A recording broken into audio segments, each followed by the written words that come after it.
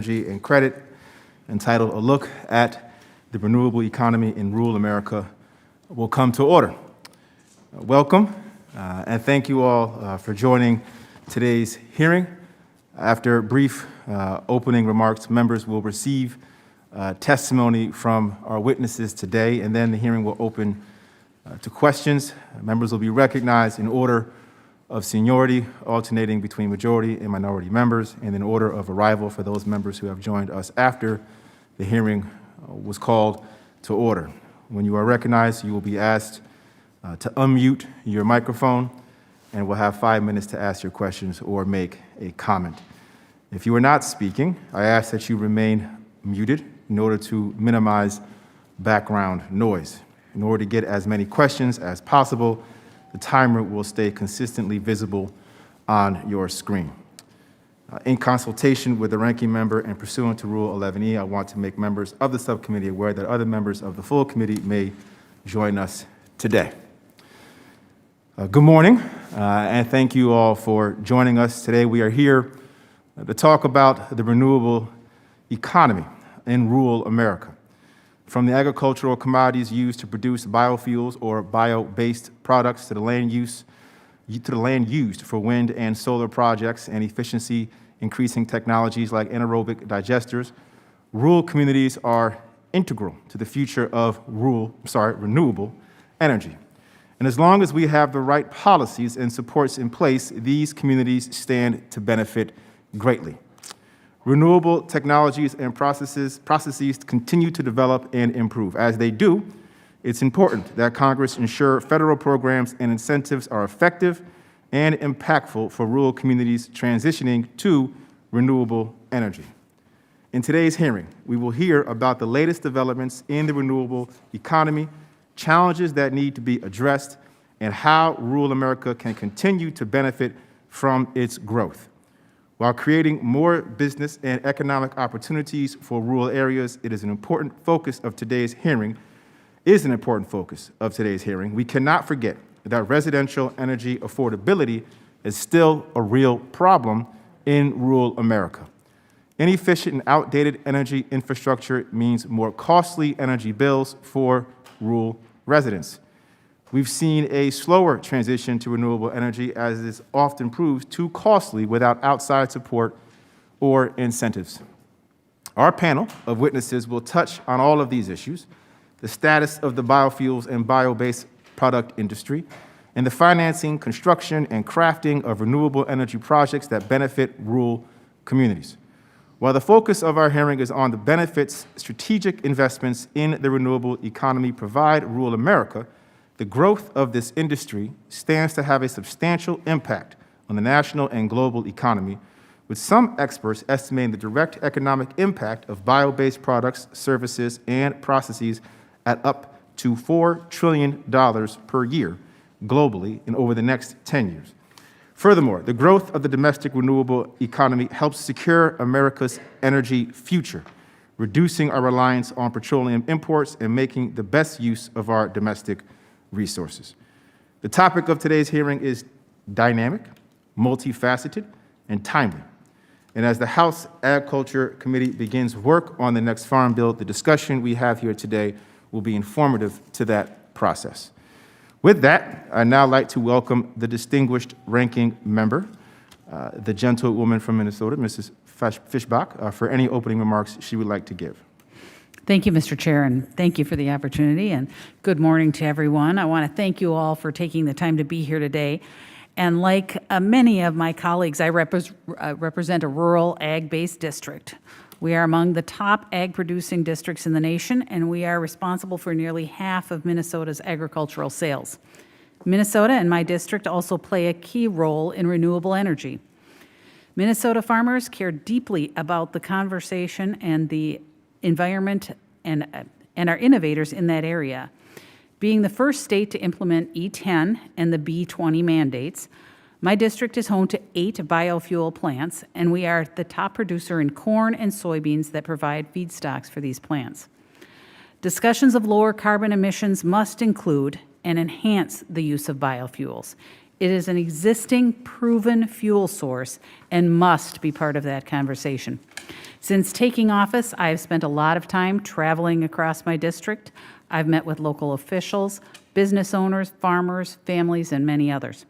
One thing I can tell you is that rural America is facing many challenges right now, made all the more evident by COVID-19. Challenges like limited access to capital, worker and skill shortages, aging infrastructure, limited access to broadband, and diminished access to healthcare services. We should be doing everything we can to help these ag economies thrive and should be wary of taking actions that will create more challenges than opportunities. I am a little concerned about some of the efforts the majority has that don't recognize that biofuels have been an important part of the role in reducing our greenhouse emissions. Combines cannot run on electricity or wind or solar. There remains an important role for liquid fuels to play in our communities. I would also like to have the conversation about bioproducts of agricultural commodities. I'm glad to see panelists that can speak to the work they are doing to diversify the value add of products coming from the farm as a vehicle for rural development. I'm interested in learning more in that regard. Taking care of our rural communities and ensuring that they have what they need to thrive benefits the ag economy, but it also benefits the rest of the country. If we can help meet those needs together, it is all of our constituents who will reap those benefits. I join the chairman in welcoming all of our witnesses, and we appreciate your time, and I'm looking forward to today's discussion. Thank you, Mr. Chair. I yield back. Thank you, Ranking Member. I also would like to recognize Ranking Member Thompson for any opening comments he'd like to make. Sure. Thank you, Mr. Chairman. And Ranking Member, really appreciate you both, and thank you for convening today's hearing on rural America's renewable economy. As you've heard me say before, without the producers in rural America, our cities would wake up in the cold, dark, and hungry. With that being said, I would like to thank all of you here today for your role in powering rural America and for sharing your perspective and testimony with us. In Pennsylvania's 15th Congressional District, which I'm proud and honored to represent, there's innovation at every turn, whether that be biomass, renewable power sources, or critical mineral research. Our universities and private institutions are contributing to significant progress within the renewable energy economy. And research is just as critical to help grow our new markets for bio-based products of all kinds, including both energy and advanced materials. For example, the 2018 Farm Bill contains provision that support research and development for cross-laminated timber and tall wood buildings. Developing materials like CLT provide forest owners new opportunities for renewable wood products and support rural communities while generating forest health benefits in the process. And while I proudly support research, innovation, deployment of renewables, I must stress that the farmers, ranchers, and landowners in my district cannot supply the world's food and fiber without 24/7 access to reliable and affordable energy. I must also address the current makeup of my state's renewable energy economy. The Energy Information Administration found that in 2020, renewable energy resources generated about 4% of Pennsylvania's electricity. As this number grows, I'm committed to balancing the needs of the Commonwealth's families, communities, and producers who rely on natural gas-fired, coal-fired, and nuclear-powered generation with the needs of the innovators in the renewable economy that we're hearing from today. With that, thank you, Mr. Chairman, and I look forward to today's discussion and yield back. Thank you, Ranking Member Thompson. The chair would request that other members submit their opening statements for the record so witnesses may begin their testimony and to ensure that there is ample time for questions. To our witnesses, I am pleased to welcome such a distinguished panel of witnesses to our hearing today. Our witnesses bring to our hearing a wide range of experience and expertise, and I thank you all for joining us.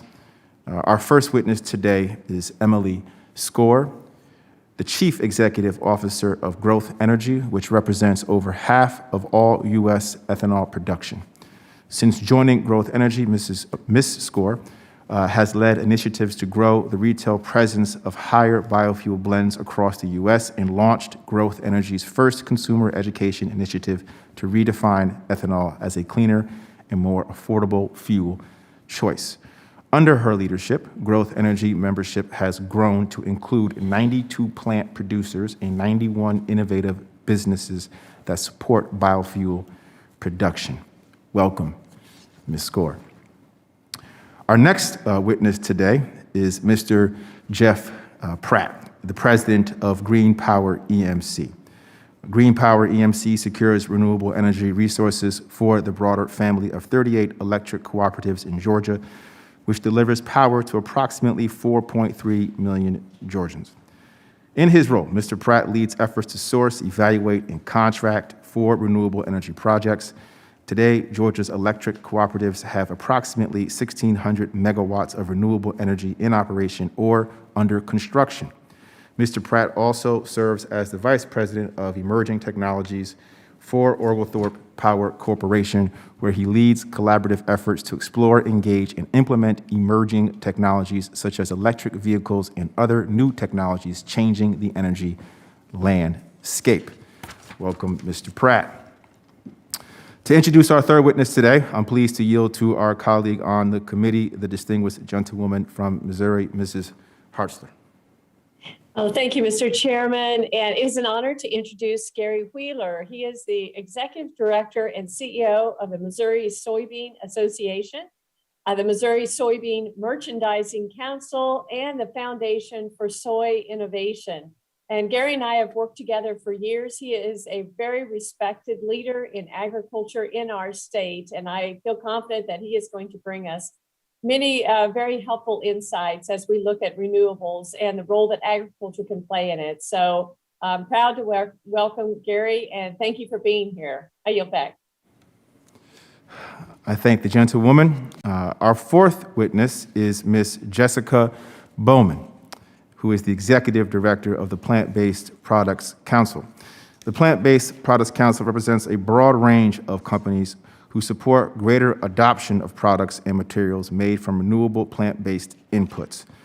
Ms. Bowman leads the organization's efforts to advocate for the expanded use of renewable plant-based materials, including through collaboration with early-phase startups and Fortune 500 companies on their sustainability efforts and awareness initiatives. As an engineer and lawyer, Ms. Bowman plays a unique role in bridging the gap between today's bio-based innovations and policies that encourage their broader adoption. Welcome, Ms. Bowman. Now, I am incredibly pleased to introduce our next witness from my own district, Ms. Nan Stolzenberg, the Principal Consulting Planner of Community Planning and Environmental Associates, and a friend. Ms. Stolzenberg plays an important role in assisting small and rural communities in development and land use and environmental planning. Ms. Stolzenberg has a special interest in small town and rural planning, community revitalization, comprehensive planning, land use regulations, and public participation. In her role, she has been the principal consultant in over 70 communities and is one of 33 people nationwide to have received the Certified Environmental Planner Advanced Certification. Ms. Stolzenberg is also a member of my locally based Agriculture Advisory Committee. Welcome, Ms. Stolzenberg. To introduce our sixth and final witness today, I am pleased to yield to the ranking member, the gentlewoman from Minnesota, Mrs. Fischbach. Thank you, Mr. Chair. It is my pleasure to introduce Randy Aberle, Executive Vice President of Agribusiness and Capital Markets for Ag Country Farm Credit Services, a financial cooperative that helps more than 200,000 businesses in North Dakota, Minnesota, and Wisconsin. Mr. Aberle is certainly an expert in the field. He received a Bachelor of Science degree in agricultural economics and has worked with Ag Country for over a decade. I'm so excited for everyone here to benefit from his experience and to hear more about how Ag Country has been involved in the renewable economy. Farm credit is so important in rural America as an outlet for financing that might not otherwise be available compared with cities where big banks are plentiful. I know that they have helped a lot of family farms and businesses in my district, like Cole's Land and Cattle in Hutchinson and Matt and Erica Jensen's farm in Fergus Falls. It is important that we remember the real farmers and ag producers like them need to have a seat at the table in all proposed legislations and discussions, particularly as we begin work on the next Farm Bill. Welcome to the committee. Thank you. I yield back. I thank the gentlewoman. Welcome to all of our witnesses today. We will now proceed to hearing your testimony. You will each have 5 minutes. The timer should be visible to you on your screen and will count down to 0, at which point your time has expired. Ms. Score, please begin when you are ready. Chairman Delgado, Ranking Member Fischbach, and members of the subcommittee, thank you for the opportunity to testify today on the role of renewable energy in the rural economy. I'm Emily Score, CEO of Growth Energy, the nation's largest ethanol trade association, representing plant producers and their innovative business partners. Ethanol production has long been an economic driver for our rural economies. The United States is home to 210 biorefineries across 27 states that have the capacity to produce more than 17 billion gallons of low-carbon renewable fuel. Our industry is the second largest customer for U.S. corn growers and will purchase nearly $30 billion worth of corn this year to produce ethanol and an expanding array of bio-based products, such as high-protein animal feed, renewable chemicals, and corn oil. Renewable fuels like ethanol remain the single most affordable and abundant source of low-carbon motor fuel on the planet and are critical to meeting carbon reduction goals today. Recent research shows there is no path to net zero emissions without biofuels. Even accounting for the projected growth of electric vehicles, the Energy Information Administration indicates that the vast majority of cars on the road through 2050 will run on liquid fuels. Higher blends of ethanol can be used in our current auto fleet to accelerate our transition to a 100% renewable energy future. Put simply, America cannot decarbonize the transportation sector without homegrown biofuels. To meet the rising demands for renewable energy, we must first have a strong and thriving rural economy and biofuel industry. At a minimum, that means the Biden administration and Congress must ensure that biofuels are part of our transportation mix now and into the future.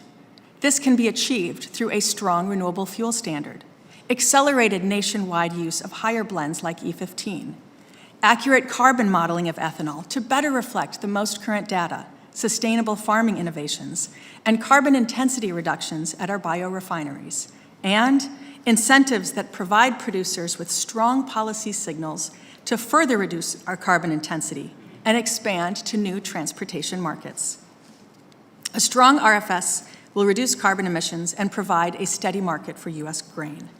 The annual blending requirements are woefully delayed, and in recent weeks, unsettling media reports indicate that EPA may turn its back on greater biofuel blending.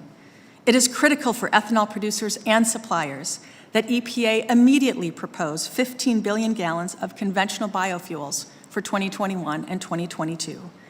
The Biden administration simply cannot meet its climate goals while rolling back low-carbon biofuel blending requirements.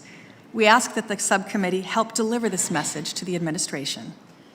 We appreciate the committee including nearly $1 billion in the Build Back Better Act to provide drivers access to more low-carbon, higher ethanol blends. This provision builds upon USDA's successful biofuel infrastructure programs under the last 2 administrations. This investment complements nationwide move to a 15% ethanol blend, which would meaningfully reduce greenhouse gas emissions, the equivalent of removing nearly 4 million vehicles from the road each year. It would also create more than 182,000 additional jobs and save consumers $12.2 billion in fuel costs annually. To help realize these benefits, Congress must pass the year-round Fuel Choice Act from Representative Angie Craig to restore E15 summer sales.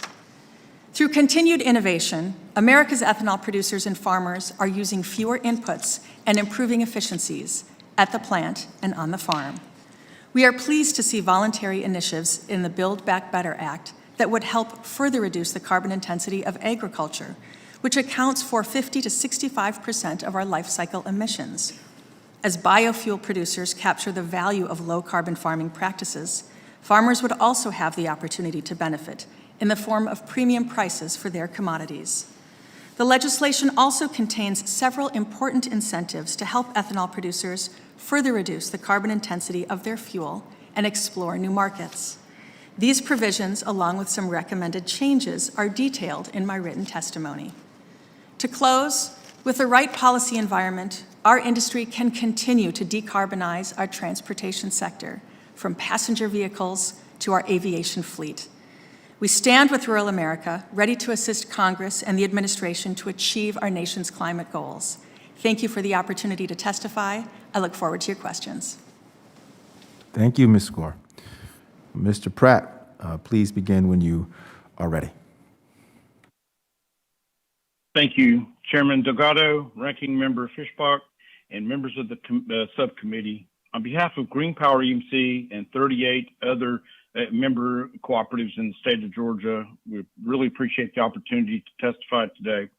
I want to share with you the growth opportunities that we found in renewable energy in Georgia and the challenges and opportunities that poses for rural America. My name is Jeff Pratt. I'm president of Green Power EMC, and our co-op serve about 4 million Georgians, which is, and there are about 900 similar cooperatives around the country that serve about 56% of the mostly rural areas of the country. In 2001, the electric co-ops in Georgia were had a lot of foresight, and before it was popular, created Green Power EMC and focused on the procurement of renewable energy, mostly biomass energy and hydro energy. Since that time, though, in 2015, almost 14 years later, we created our first large-scale solar project on about 200 acres. 6 years later, today, we've committed to over 15,000 acres. That's about 8,000% increase. To that end, we've made great strides in reducing our carbon footprint in the state of Georgia through nuclear power and this renewable engagement. But in rural America, most of our in Georgia, most of our solar plants are located in these areas where there are challenges and competing land interests. So we work very hard to make sure that we're good stewards of the land in those areas, and we do that in a couple ways I want to share with you. One of them is to make sure there's no surprises to those rural communities and make sure that we're very courteous and very honor the local farms in meaningful ways. One of those is to create regenerative farming on the solar farm itself by putting sheep and managing vegetation with livestock and sequestering carbon underneath in the soil of those facilities as we do so. There are other challenges with renewable energy in the state of Georgia, and while we have one of the most robust transmission and distribution systems in the country, the intermittent nature of renewable energy, especially solar in Georgia, creates challenges that will require investment and planning and dedication to make sure that we do not sacrifice reliability and affordability for all of our customers, which are very important, especially in those rural areas. Some of the challenges are going to require technologies that are just emerging. We're just learning how to engage, and they're not cheap. Some of the provisions in the proposed legislation recently include opportunities that would help make some of that technology more affordable as it becomes available. Provisions such as tax incentives. Tax incentives are very helpful, but in Georgia, we have some difficulty as not-for-profit utilities in extracting the full value of those tax incentives. So we'd be very supportive of direct pay. Secondly, $10 billion, I understand, has been proposed to relieve debt burden and to invest in new clean technologies. All of those we'd like to have in our quiver of tools to help increase our emission reductions in the state. I would like to say that we are very supportive of all the efforts that the committee is looking at here. We want to make sure that these efforts are affordable. The efforts are do not sacrifice reliability and bring opportunities to rural America, which is a big part of the areas in which our cooperatives serve. Thank you very much, Mr. Chairman. Thank you, Mr. Pratt. Next, we have Mr. Wheeler. Please begin when you are ready.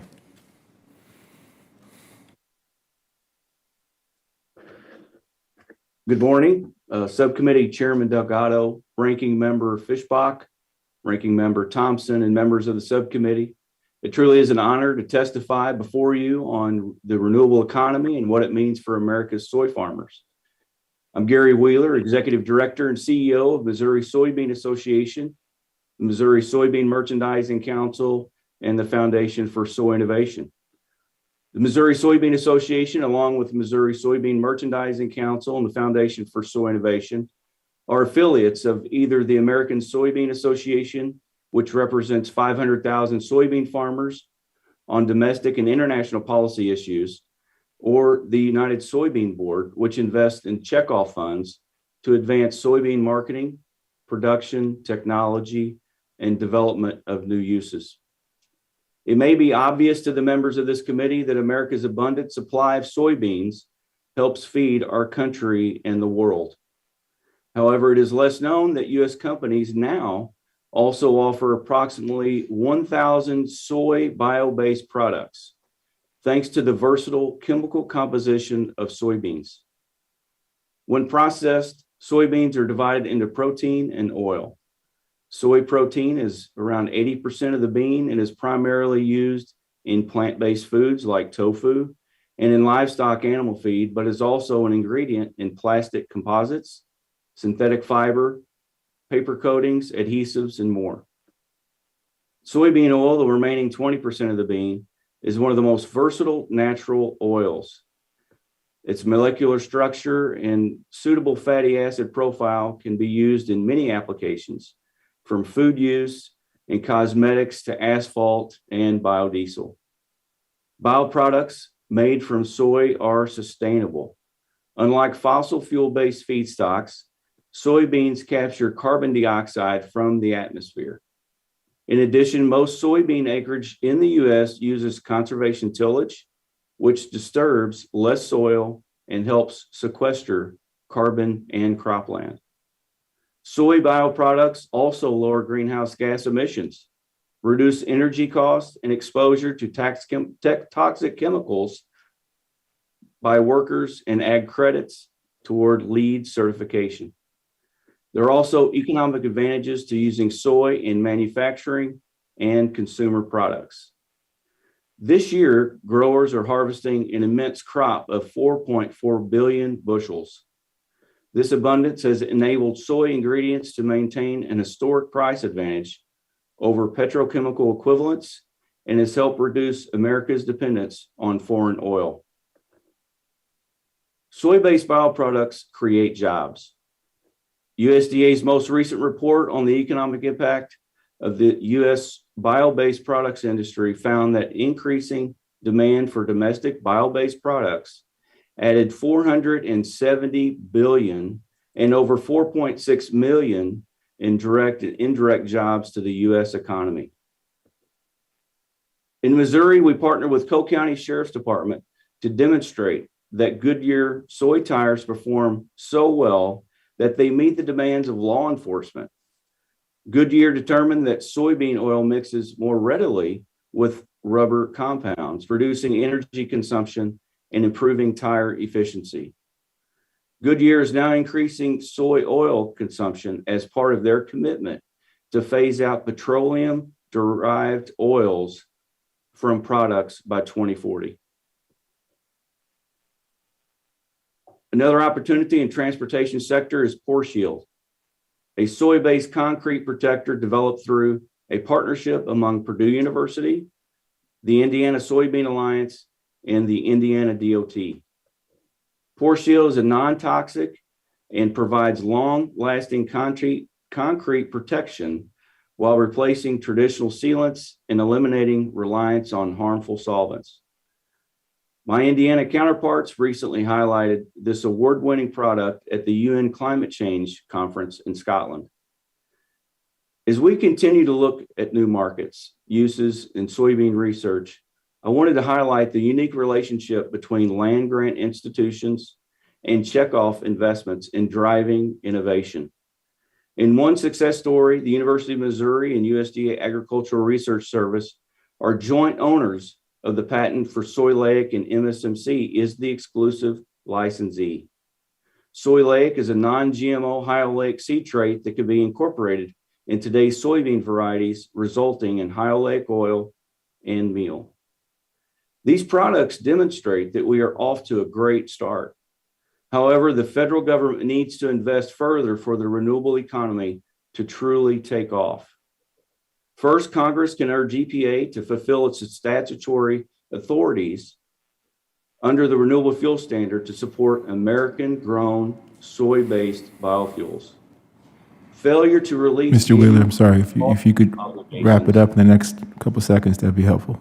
Appreciate your time. Under the RFS created uncertainty in the biofuel markets, and this inaction continues to stymie the growth. The nation's 500,000 soybean farmers are unified in their effort to grow market opportunities by providing the best raw materials to create sustainable bio-based products. We stand ready to work with this committee, Congress, and the Biden administration to help grow the bioeconomy, create jobs, and enhance American sustainability. I look forward to answering your questions and continuing this important discussion on the renewable economy. Thank you. Thank you, Mr. Wheeler. Ms. Bowman, please begin when you are ready. Good morning, Chairman Delgado, Ranking Member Fishbach, and members of the subcommittee. I'm Jessica Bowman, Executive Director of the Plant-Based Products Council. Thank you for the opportunity to talk with you today about plant-based products and the role that they can play in a renewable economy in rural America. So with plant-based products, we can use a variety of feedstocks, from corn to soy to hemp, even agricultural waste materials, to make many of the products that we use every day: plastics, textiles, personal care products, building materials, and more. And the vast majority of these products are recyclable or compostable at their end of life. Plant-based products present an immense economic opportunity for rural America. A recent report from USDA showed that this industry grew 27% from 2013 to 2017, bringing $470 billion in value to the U.S. economy and supporting 4.6 million American jobs. And these are often high-paying, quality STEM jobs like chemists, engineers, and accountants. But the overall U.S. bioeconomy accounts for less than 2.5% of the U.S. economy, so we're really just scratching the surface here. This industry also represents the future of American agriculture's role in providing innovations and solutions that can reduce greenhouse gas emissions and also move us to a more circular bioeconomy, where we're minimizing waste, using more renewable resources, and keeping those resources in use longer. USDA estimates that using the plant-based products have the potential to reduce greenhouse gas emissions by 12.7 million metric tons of CO2 equivalents per year. To support growth of the circular bioeconomy and the plant-based products industry, there's a few ways that Congress can help. One is to make the plant-based products industry more visible through better data. One critical action that's needed and was actually included in the 2018 Farm Bill is the establishment of North American Industry Classification Codes, or NAICS codes, for bio-based product manufacturing. These codes are really key to the future success of this industry because they allow for effective and accurate tracking and analysis of the economic activity and growth of the industry. So we urge Congress to call for the administration to fulfill the 2018 Farm Bill mandate. It's also critical to make sure that the data regulators are using to assess plant-based products is based on best available science and modeling. Another opportunity is to modernize USDA's BioPreferred program. The program has had a lot of success in its history, but we believe there's the potential to do much more. We think this program could gain household name recognition, much like EPA's Energy Star program, but it has a fraction of the budget, so it's really hampered in being able to fulfill that potential. And finally, helping communities develop essential end-of-life infrastructure. It's important for all products to have the end-of-life infrastructure that supports a circular path. But one significant opportunity that can really help tackle our waste management challenges while also generating quality local jobs is in expanding composting infrastructure. I mentioned that many plant-based products are compostable. They're compostable in industrial composting facilities. So when those products are used in a food contact application like packaging, they present an opportunity to divert substantial food waste to composting, so it's not contaminating the recycling stream or going to a landfill where it contributes to significant landfill methane emissions. So the Compost Act, which Congresswoman Julia Brownlee introduced in the House in July, represents an example of how the federal government could provide financial resources to help local communities, NGOs, nonprofits, and the private sector to build out composting infrastructure systems that meet their community needs. So we're eager to work with the committee on the best way to achieve that goal. I wanted to close by highlighting one of our member companies, Green Dot Bioplastics. This is a Kansas-based company.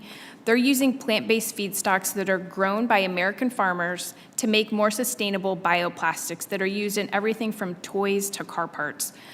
And in rural Kansas, their employees are making 2 to 3 times the average salary in their community, and they're helping bring their customers, reshore jobs back to the U.S. That reduces production time, costs, and environmental impacts. So with Congress's support, the plant-based products industry can bring a new generation of innovation and jobs to rural America. Thank you, and I look forward to your questions. Thank you, Ms. Bowman. Next, we have Ms. Stolzenberg. Please begin when you are ready. Thank you. Good morning, everyone. My name is Nan Stolzenberg, and I'm a community and land use planning consultant with almost 30 years of experience working with rural communities. Today, I'm not representing any specific agency or organization, but wish to represent the many rural communities I have experience working with on the topic of siting renewable energy facilities. To grow the renewable economy, we must address the challenges related to siting of renewable energy facilities in rural areas. I will focus specifically on solar facilities and how the lack of land use planning, information sharing, community involvement, and forethought relating to siting creates barriers to the renewable economy.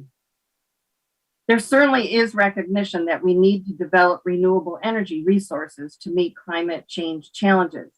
But at the same time, our efforts to meet that challenge should not diminish agricultural production or adversely impact our rural communities or our environment. Because facility siting is currently industry-driven, local communities usually are reactive to a specific proposal. Few have done or even know how to do any proactive planning to identify and locate appropriate sites that would work for all.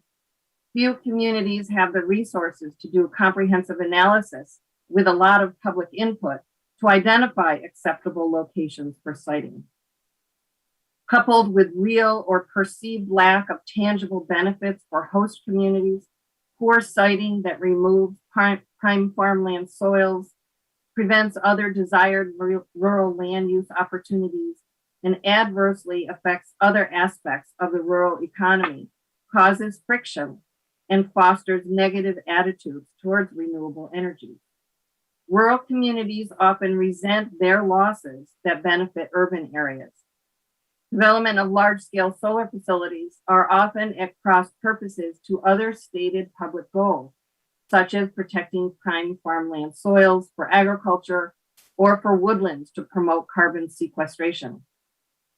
Although some facility siting guidance and planning tools exist, they often remain unreachable for our small communities due to lack of coordination, staff, communication, and regional planning. But these challenges can be overcome with good planning. And what does good planning mean? Good planning involves identifying both natural resources and critical local features that need to be protected, together with identifying locations that have the right conditions for a renewable facility. Models exist for this natural resource-based type of planning, but they're not commonly or easily applied. It would be a planning process carried out at the local level to involve local officials and community members. This would build both acceptance and more assurance for approval processes. It would include development of much needed site selection systems that can be applied broadly, but fine-tuned locally with incentives and required performance standards. It should prioritize lands that are distressed or no longer usable for other purposes and identify sites consistent with other local goals and regional goals. Suburban and urban locations should receive a lot more attention as locations for renewable energy facilities, especially related to rooftop, parking lot, and building integrated systems with incentives to support them. Prime agricultural soils and forest land should be protected. I urge Congress to consider establishing programs and policies that address these problems. Some of these solutions could include to promote local planning and provide financial resources that assist communities in assessing their renewable energy capacity, and that involves local residents in a meaningful way to apply criteria, identify appropriate sites, and balance a variety of needs. We can collate existing planning models in renewable energy siting research to establish siting criteria and then incentivize them or require them in certain instances. We should require or incentivize use of dual use, that is like agrivoltaics, in renewable energy siting, and involve the farm community early so that they can also benefit from these renewable facilities. Agrivoltaics can couple food production, grazing, and use of native grasses and pollinator-friendly plants that meshes agricultural entrepreneurship with renewable development. And we need to promote truly community-scaled facilities that provide more benefits locally and that are perceived to be beneficial to the rural community. I urge Congress to establish national policies related to siting of renewable energy facilities and to enhance local planning tools that consider the complex and multifaceted experiences, expectations, and values of our rural residents. We should be looking across states and carefully identifying and prioritizing suitable locations that balance smart land use planning in a way that also develops renewable energy resources. Ms. It's my Stolzenberg, hope that by taking these steps, the renewable energy economy will flourish. Thank you very much. thank you. Next, we have Mr. Aberle. Please begin when you are ready.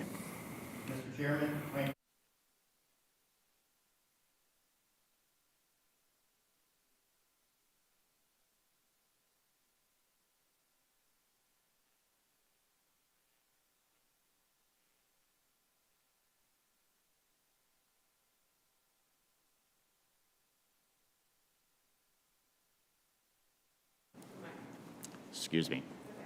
Should I start over? Excuse me. I'll start over. Mr. Chairman, Ranking Member Fischbach, and other distinguished members of the subcommittee, thank you for calling this hearing today to discuss the renewable economy in rural America and allowing me to testify on behalf of Ag Country Farm Credit Services. My name is Randy Aberle. I am the Executive Vice President, Agribusiness Capital Markets at Ag Country Farm Credit Services, based in Fargo, North Dakota. Ag Country Farm Credit Services is a member of the Farm Credit System. We are a cooperative owned by our customers. We provide financing, crop insurance, and related services to more than 20,000 farmers, ranchers, agribusinesses, and rural homeowners in western Minnesota, eastern North Dakota, and central Wisconsin. We currently provide over $8 billion in loans through our 37 branch locations and have nearly 600 employees. Ag Country and our customer owners are deeply involved in the renewable economy in a variety of ways. Farmers, ranchers, and agribusinesses are some of the most creative and innovative people you will meet. Ag Country has been lending to the biofuels and alternative energy industries for over 2 decades. I have personally served as the lead lender in financing over 23 biofuel plants. Each of these plants are multi-million-dollar enterprises owned by farmers and rural entrepreneurs. We are financing projects that reduce carbon emissions at these plants, which meet the low-carbon fuel standards of California. Ag Country is also financing investments to capture waste landfill gas to power biofuel plant operations. Similarly, dairy farmers are utilizing anaerobic digesters to capture methane from manure lagoons to produce renewable energy, electricity, and renewable natural gas. Beyond providing loans, we have shown support through sponsorships and regenerative agricultural research to improve the carbon footprint of agricultural production. Ag Country is currently in a public-private partnership with commodity and research groups, along with state funding to finance crop research and a small-scale soybean crush facility in rural northwestern Minnesota. One goal of this project is to develop higher oilseed crops for use for feedstocks for renewable diesel and biodiesel production. The renewable economy offers great opportunities for farmers, ranchers, and agribusinesses, and Ag Country is prepared to support our customers as they seek these opportunities. Financing biofuels and other innovative approaches for farmers, ranchers can be challenging. The size, technology, and maturity of the business all impact how lenders can best support the effort. As lenders, we analyze different financial metrics when deciding on whether to finance a project. One of these metrics is recurring cash flows from operations. This measure helps determine if the project has the ability to repay the loan. Oftentimes, tax credits or incentives to invest in these types of projects are not enough to meet the required cash flow necessary to get these operations up and running to self-sufficiency. Financing startup business can be particularly complex and challenging, especially when new technology is involved. A project champion or sponsor needs access to financial capital, which may come from a venture capital partner where both the risk and reward expectations are very high. Technology, processes, and products must be able to be replicated for broad acceptance in the financial markets. Congress could support new technology and startups by providing greater incentives as well as more certain and predictable revenue streams for these capital investments to entrepreneurs or sponsors in order to cover startup losses and loan repayment in the early phases of a project. Additional public-private partnerships can work with adequate grants and investments that provide liquidity until sustainable cash flows can be generated. From our own lending standpoint, we're doing everything that we can to make projects within the renewable economy work. Ag Country works with our customer borrowers to find reasonable solutions when plants do not materialize. As a farmer-owned cooperative, it is our mission to serve agriculture and rural America. These projects provide good-paying jobs, new opportunities in our rural communities, and other potential revenue streams for farmers and entrepreneurs. Agriculture plays a vital role in environmental stewardship, and we believe farmers and ranchers are part of the solution to the climate challenges facing us today. Thank you again for calling this hearing, and I would be pleased to respond to your questions. Thank you, sir. At this time, members will be recognized for questions in order of seniority, alternating between majority and minority members. You will be recognized for 5 minutes each in order to allow us to get to as many questions as possible. Please keep your microphones muted until you are recognized in order to minimize background noise. I recognize myself for 5 minutes. I want to direct my questions to Ms. Stolzenberg. You spoke about rural communities lacking the resources to proactively identify locations with the right conditions for renewable energy facilities. I think a very important point to focus on. I introduced the Rebuild Rural America Act with my colleagues, Reps. Bustos, Craig, and Spanberger, to provide consistent, flexible use funding to rural communities for locally tailored needs. This type of funding could be used, I believe, for regional planning, for renewable energy, multi-use solar development, and more. I do agree it's critical that Congress provide resources to empower rural communities for projects that meet their needs. In your testimony, you talked about the critical need for good planning, and you highlighted that there are models that exist for this effort. Could you elaborate a bit more on those models? And then as a follow-up, I would be interested to know how we could better promote, from your vantage point, those models. Sure, thank you. So the models really are based on use of tried and true comprehensive planning methods, which are grassroots programs that involve the community in understanding and identifying their values, but the technology part of it is usually a geographic information system where we use the mapped information to look at all of the resources in a community, from slope to wetlands and streams to prime agricultural soils. And you can using that technology, you can very easily identify and then apply criteria that, say, a solar facility might need to identify potential locations that address community identified features as well as the facility identified features. And then through the comprehensive planning process, work with the community to identify locations that, again, meet that variety of local needs. So I think that it's both a planning model and the GIS-based model. Thank you. And in terms of our ability at the federal level to promote and/or provide resources and funding for these types of efforts, are you aware of any current federal programs that have been utilized or can be utilized for these sorts of efforts? Not that I'm aware of at the very local level. It's a huge need. Communities want to do planning, and there's very few resources to help them gain the skills or the staff or the ability to get them done. So I'm not aware of a program at the national level to help with that. And separate and apart from potential funding sources, are there any other ways in which the federal government can support new renewable projects and new market opportunities for farmers? Well, as I mentioned, I think the agrivoltaics is a great example of something that can mesh renewable energy and opportunities for new types of agriculture. In my experiences, they have been resisted by the solar developers, at least around here, but there's lots of opportunities to mesh that, and that would grow community acceptance if it was contributing to the local food systems. Right. Thank you very much. I'll yield back. Next, we are going to go to, I believe, Ms. Fischbach, Ranking Member Fischbach. Thank you, Mr. Chair.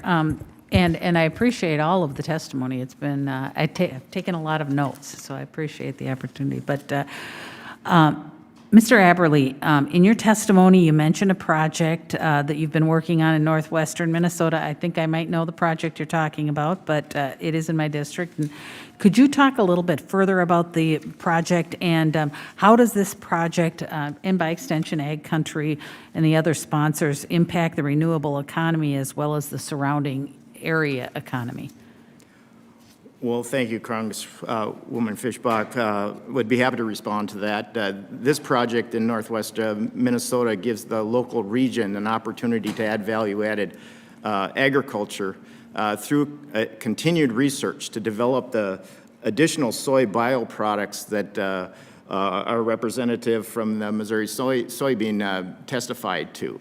As they develop more and many uses of the soybean, and it's able to generate more revenue in them local communities, providing jobs and more revenue sources for them area producers. Specific to that region, there is a need to produce higher protein and higher oil soybeans for the markets for both the food-based product and for feedstocks for biofuel and renewable diesel. And so this was an opportunity for our cooperative lending structure to utilize our core values and be responsible to each other and our cooperative caring for ag in rural America and play our role as a lender for this project through a collaboration with commodity research groups and commodity groups, along with state funding to get a project up and running, to continue this required research to get the commercial scale production on new products. Well, thank you very much, and I do know that is quite a collaborative project. There's a lot of folks who came together, including Ag Country, to move that project along. So I appreciate your involvement in that project. And I will just, since I only have about 3 minutes left, Ms. Score, in your written testimony, you listed data on state level economic impacts of the biofuel industry, and Minnesota was near the top. The lion's share of that impact comes from my district. I'm interested in your mention of the uncertainty as a result of the lack of year-round E15 and delayed RVOs from the EPA. Can you speak to the effects that uncertainty would have on future development and investment in the industry? Certainly, Congresswoman, thank you for the question. As you well know, in the height of the pandemic, half of our industry was offline because of the drop in fuel demand. We are still getting our footing back as an industry. What we need is market stability and certainty and strong signals. The Renewable Fuel Standard, as passed and intended by Congress, forces more blending of renewable biofuel into our fuel supply every year. We need those requirements to be set and upheld by EPA. Consumers should have year-round access to a low-cost, low-carbon fuel, E15, year-round. When we have year-round access to E15, when we have a renewable fuel standard upheld as Congress intended, that's how we start to unleash the power of biofuels. That's how we become, yet again, a thriving economy that can, in turn, make the capital investments required for continued decarbonization of our fuel and our ability to diversify the markets that we can play in, including potentially sustainable aviation fuel. Thank you very much. And Mr. Aberle, can you speak to the effect that this uncertainty has from the financing perspective of it? Yes, whenever there's a certain uncertainty and unpredictability to the cash flows of these companies is always a concern for lenders, for us to provide the stability of credit facilities to these ongoing businesses. And when them cash flows are disrupted through policies and other uncontrollables, these companies have to react. And sometimes, as was the case during the pandemic, when they lost a lot of market share and they had to shut down production, it did disrupt the jobs and the business, and it made bankers more cautious about lending into this space in the future. Thank you very much, and I will yield back my 20 seconds, Mr. Chair. Thank you, thank you both for your answers. Thank you. I now recognize Representative Axney for 5 minutes. Thank you, Chairman Delgado. And as we work on solutions to address the climate crisis, it's absolutely imperative that we utilize the tools that we have in rural America, and we take full advantage of the opportunities there to not just support our climate, but of course our farmers. So thank you for holding this hearing today. And then of course, one of our best solutions we have is the use of biofuels and in our transportation sector. Biofuels, of course, support good paying jobs in our rural communities. It's a robust market for our farmers and of course address the climate issues that we're facing. So I'm thrilled to see that in the Build Back Better Act, my bill, the one that provides for $1 billion towards the expansion of infrastructure for biofuels across this country, will help not just Iowans, but Americans. So Ms. Score, my question first is to you, and thank you so much for being here and lending your expertise to the committee.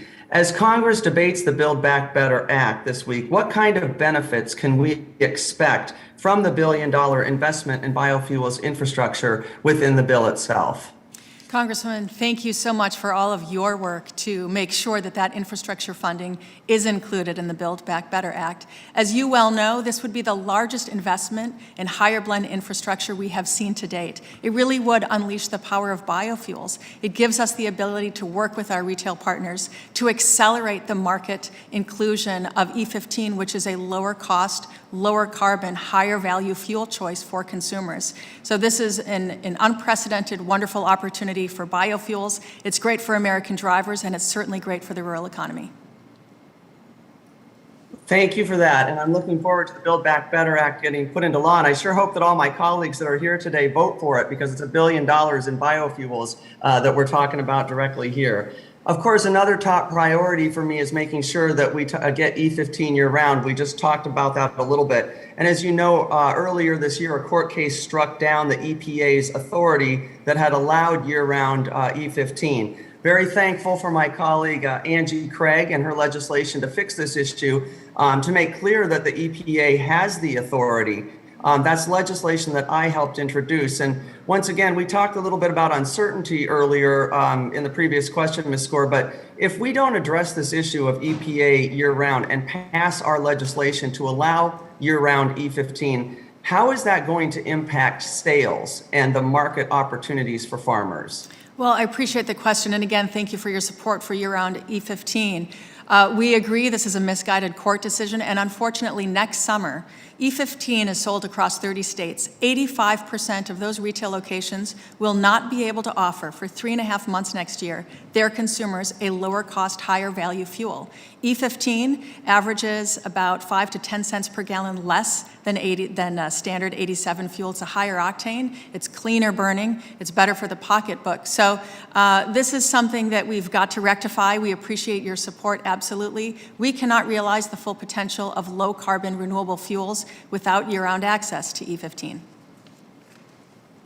Well, thank you. And those are some sobering numbers that we all need to be keeping in mind here. I'm also, absolutely concerned that reduction of these E15 goals would impact our climate goals. They run in tandem. Earlier this year, a Harvard study concluded that corn ethanol reduces greenhouse gas emissions by nearly 50% compared to gasoline, all while being produced, of course, by our great farmers and communities across this country who support those economies. So my last question to you, Ms. Score, is as we look for ways to decarbonize, how can we utilize biofuels both domestically and internationally to take full advantage of carbon benefits? There are so many ways that we can better utilize biofuels. And as you said, we cut carbon emissions in half relative to gasoline today. And with technologies that are available today, we can become, as an industry, net zero in terms of our carbon emissions. We need strong policy signals to show that there is a marketplace and a growth opportunity. We need a strong renewable fuel standard that blends 15 billion gallons of biofuel, of corn ethanol, every year into our fuel supply. We need year-round access to E15. We need infrastructure investments in terms of to allow for higher blends to be sold in 50 states across the nation. And importantly, as the discussion in our carbon-focused world continues, we need to make sure that the carbon modeling and the measuring stick is fair, it reflects up-to-date science, and it accurately accounts for all of the innovation taking place at the plants and on the farms. Well, you summed it up so well. We've got 8 seconds left here, but thank you so much. And I want to continue to work with all of my colleagues here as we advance biofuels across the country to help our farmers and address climate. Appreciate it. I now recognize Rep. Thompson for 5 minutes.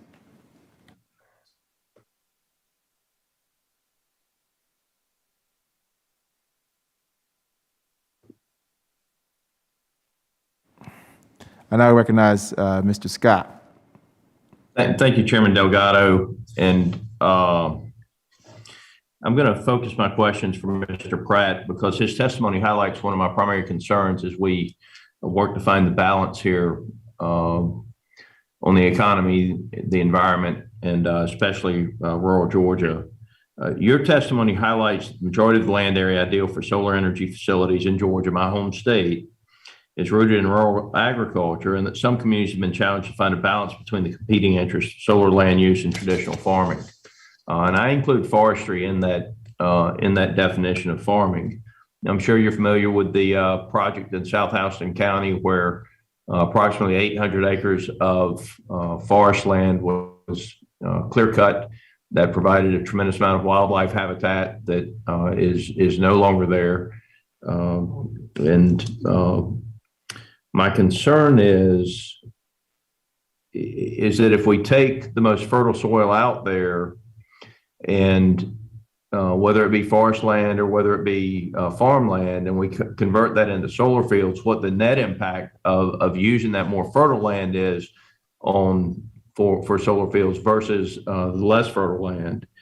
And so can you speak a little more about the balance and the need to find less fertile land instead of more fertile land to put the solar fields on?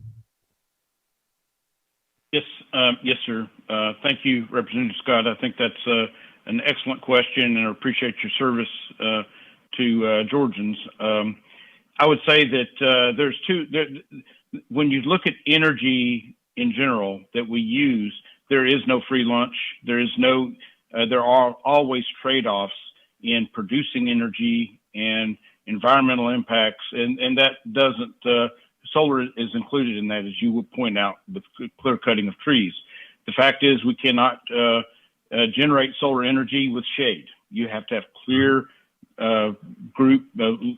location to the sun. I will say that we work hard to mitigate those efforts in Georgia, at least through what one of the other testimonies said, and that is through agrivoltaics. And that really is bringing farm and bio mimicry back to the land that occurred there before. And that's through, we have thousands and thousands of sheep on our farms, solar farms going forward in the future. That is not the same as forest land, but it is a crop, and it is a financial benefit for agriculture. And we hope to find those right balances and work really hard to do so. Okay, you touched on some of the supply chain disruptions. That's obviously another issue that I remain extremely concerned about, and I think that everybody on the committee, regardless of party, is concerned about. From the production of the solar energy and the other things that you're directly involved in, can you speak to the biggest issues for this subject about your primary concerns with regard to supply chains and what you are seeing right now with regard to the construction and development of solar panels, solar fields, and the other areas that you're working in? Yes, sir. Those are extremely challenging areas for solar and other aspects of the utility business across the country. For solar specifically, most of the solar panels, the components are produced outside of the United States, and much of that in China. And some of the regulations and the supply chain issues associated with that country are creating bottlenecks to receive the materials that we need to propagate more solar in the United States. But it goes beyond that. It's wire, it's substations, it's equipment that is fundamental not only to solar, to the rest of the electrical infrastructure as well. Bucket trucks, 3 years to receive a bucket truck today. So all of those things are very important. Okay, my time has almost expired, but I appreciate you, Mr. Pratt. It does bother me to see so much wildlife habitat destroyed in the name of, if you will, the environment. And I do think that we need to, if we're talking about environmental policy, we need to be looking at it from a whole, not from a piecemeal standpoint. And so when you tear down all of that forest land, you know, you've got water, you've got wildlife habitat, you've got a lot of other issues that forest land is very, very good for. And when you get rid of it, you know, to replace it with solar panels, I think that I think we would be better served if we were focusing on less fertile soils and areas that we put those fields. So thank you for your time. I now recognize Representative Rush for 5 minutes. I want to thank you, Mr. Chairman. I was delighted, Mr. Chairman, that not one but two of our witnesses today are from cooperatives. I believe that co-ops are critical to putting resources directly into the hands of overlooked populations, and that a firm belief was further confirmed by your testimonies today. While cooperatives are empowering, they are unfortunately underutilized. To that end, Mr. Pratt and Mr. Aberle, how do we encourage the use of cooperatives? And specifically, given the sharp decline in the number of African American farmers, how do we do so in areas with large minority population? And further, have you given both of you any thought to how we may marry a cooperative type approach to both rural and urban ag?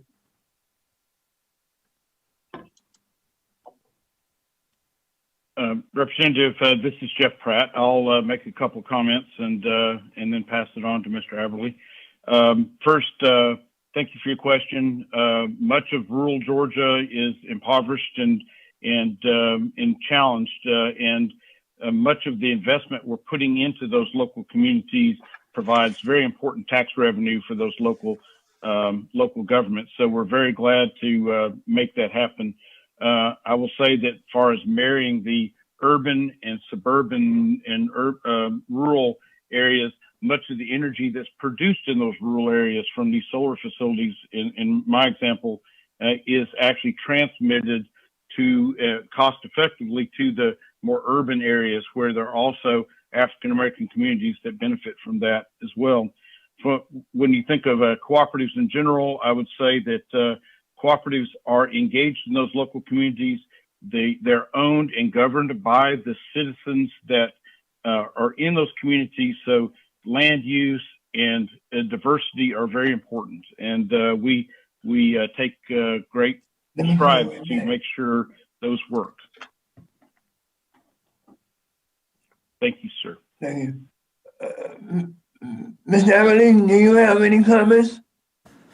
I would just add a few comments from our perspective. One of our core values at our cooperative is that we advocate for our customers. And so if there's a need out there in these rural communities, being able to serve agriculture and rural America is one of our core values and our mission out here. And we're very purposeful about that. So if there is a need from a group of producers or farmers that have a common vision, we do look at trying to care for ag in rural America and try to advocate for them to meet their business goals. And so as a lender, we can only play a certain role. But as these groups get together and have a common vision, we certainly try to provide a pathway for them to meet their objectives and to serve that community. Thank you. Mr. Chairman, with that, I yield back the balance of my time. Thank you, Representative Rush. I now recognize Representative LaMalfa for 5 minutes.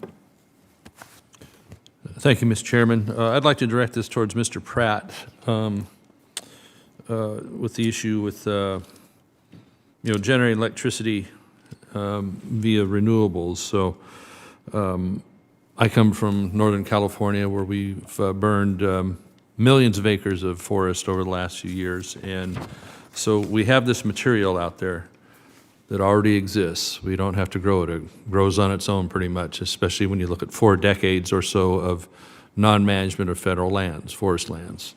We have approximately 170 million dead trees that you don't count in the burned trees in the state due to drought and insect infestation and overcrowding of the forest lands. So what I'm getting at is we have a lot of material out there that needs to find a home, a much better home than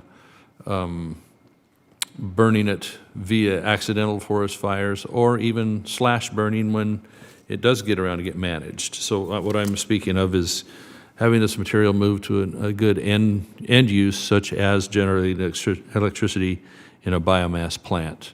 I wish we had much more of that in California. I wish we had a friendlier attitude towards it. Mr. Pratt, what's your experience with, the southern states also have vast forested areas and much crop that is taken off of them and much that is converted into chip product of the waste, wasted material. We're not talking saw logs. We want to cut saw logs too because we need lumber.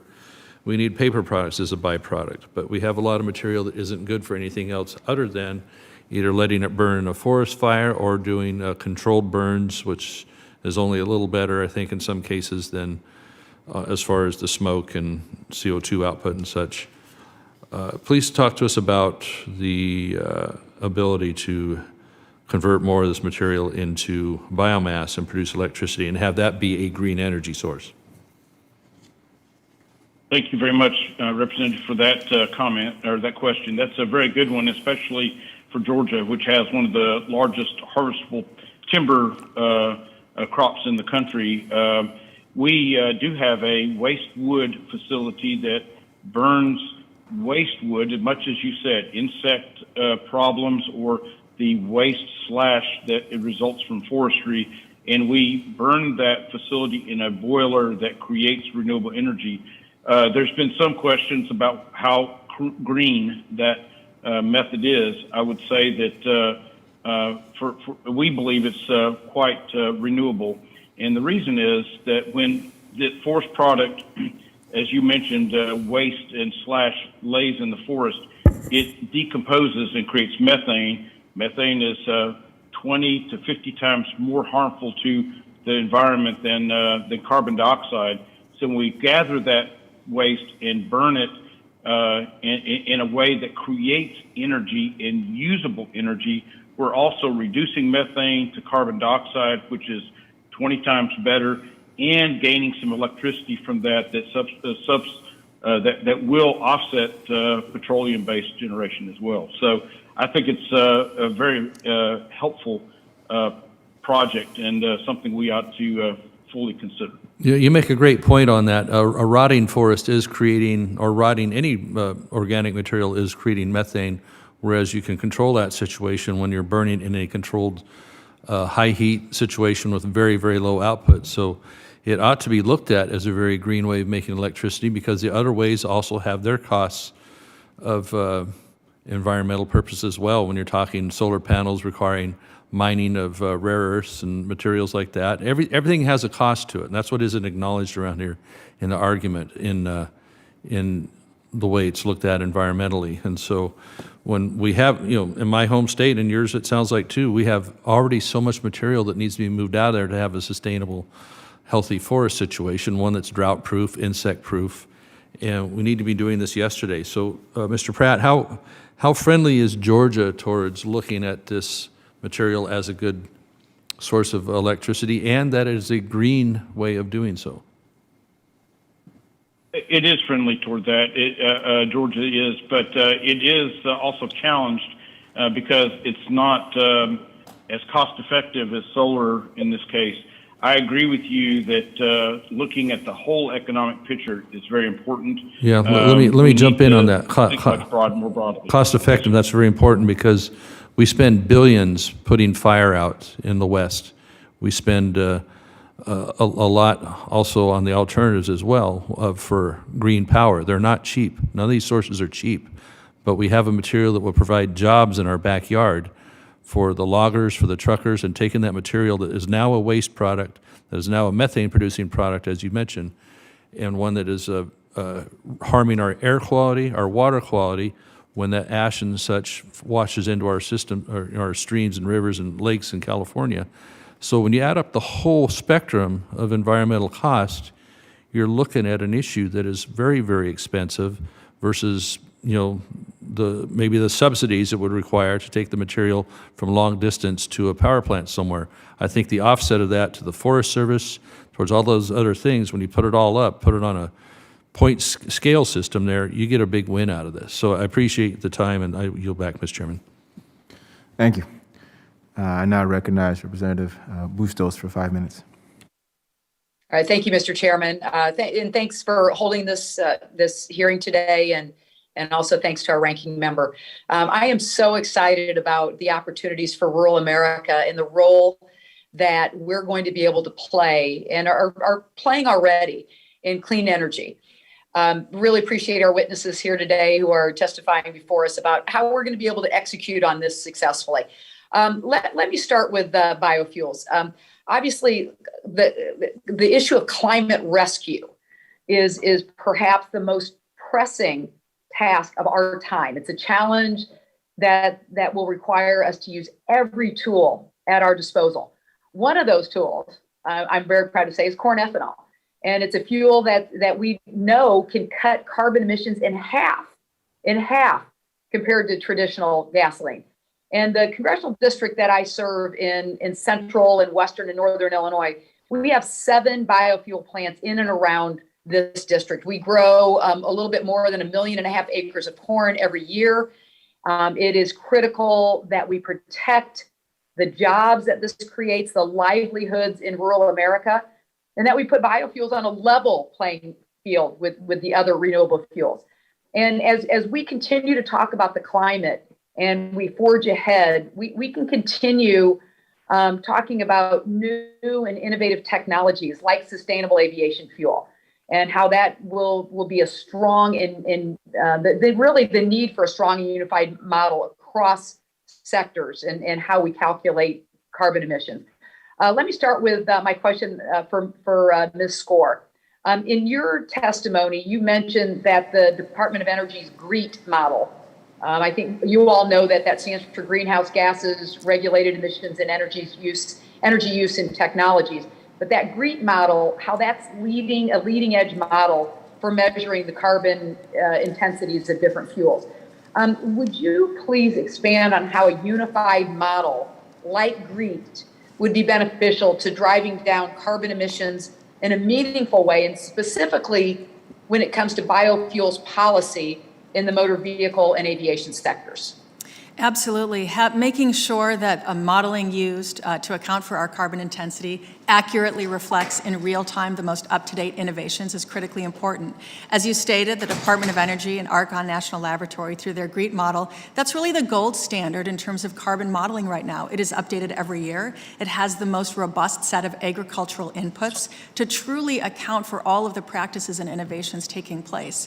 And so we need to use that modeling, whether we're talking about the RFS, EPA hasn't updated its modeling in 10 years. And also, very importantly, on sustainable aviation fuel, we need accurate modeling to make sure that we are competitive in the marketplace and we're eligible to compete for these new markets like sustainable aviation fuel. Right now, in the proposed Build Back Better legislation, the legislation is putting U.S. tax incentives based on a UN modeling agency and modeling that they haven't updated in 10 years, and it's woefully inadequate relative to GREET. So we very much encourage and support the use of GREET as a gold standard for all decisions on our ability to compete in the marketplace and to be eligible. That's what we need to be able to be a thriving industry and to further reduce the intensity of our fuel and broaden the amount of markets we're eligible to compete in.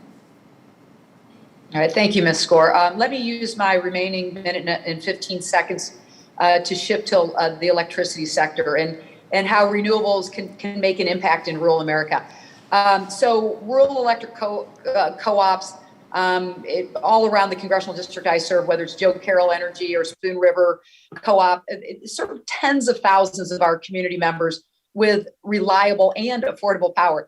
Mr. Pratt, the Build Back Better Act would allocate nearly $10 billion for rural electric co-ops to reduce fossil fuel related debt and invest in clean sources of electricity. What would that mean for your cooperative and others like it across the country? What technologies would that help unlock for your organization? So it would help buy down debt and stranded costs that potentially could result from mandates and requirements that might be required. It would also help us invest in clean energy technology, and it would help us look at mitigating the unintended consequences from some of this, which is batteries and other investments that are required to bring more intermittent resources onto the grid. All right, I am out of time, and with that, I will yield back. Thank you very much to both of those who answered my questions. Thank you, Mr. Chair. Thank you. I now recognize Representative Balderson for 5 minutes. Thank you, Mr. Chair, and thank you for the folks that are here speaking today, and I appreciate you taking questions. My first question is for Mr. Wheeler. Mr. Wheeler, the United States currently produces just under 1 billion gallons of renewable diesel annually. The Energy Information Agency announced this past summer that domestic production of renewable diesel could reach 5 billion gallons annually by 2024. Currently, 1/3 of soybean oil production in the United States is used towards biofuels. roughly 8.8 billion pounds. If renewable diesel production estimates from the EIA hold true, and we see production multiply 5 times within a few years, I would assume that demand for soy oil will increase in a similar fashion. How is your industry preparing for this possible surge in demand? And my follow-up to that would be, do you think this demand will have an adverse impact on other soybean oil applications? Thank you, Congressman. Well, I would definitely here in the Midwest, we continue to expand our crush capacity, not just in Missouri, but definitely in the states that surround us. We have several that's going into Iowa. We're looking at 2 here in Missouri, and then there's other states as well that's looking at it into the Southeast as well. As far as when it comes to meeting the demand, farmers, we continue to try to build this out and protect our current infrastructure within the biodiesel industry. There's definitely going to be enough production as far as when it comes to soybean and the soybean oil, and we're here to stand and support it.